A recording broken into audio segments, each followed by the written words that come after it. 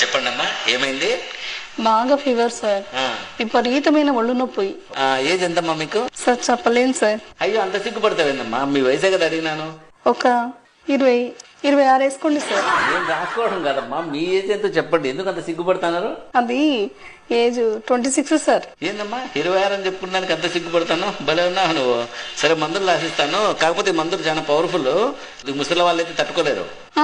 అంత పవర్ఫుల్లా? అయితే 35 వేసుకొని ఈ డోస్ తగ్గించండి సార్. సర్లే, ఇప్పుడు డోస్ తగ్గిస్తాను. కానీ ఈ డోస్ కూడా 40 ఏళ్ళ లోపల తట్టుకుంటారు. వయసు అయిపోయిన వాళ్ళు తట్టుకోలేరు. ఇప్పుడన్నా కరెక్ట్ చెప్పు, 35 కదా నీకు?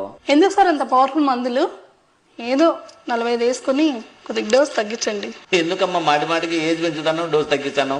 కరెక్ట్ ఏజ్ చెప్పు, ఇప్పుడన్నా correct. Sir last and final 50 రాసుకోండి. ఇంకా అంతకంటే పెంచలేను. రాసిస్తే రాసేయండి, మందులు లేకపోతే లేదు. ఏందమ్మా 50 ఏళ్ళ 26 అని చెప్పి బేరం మొదలు పెడుతుంది. భలే ఉన్నావు. వయసు రాయకండి.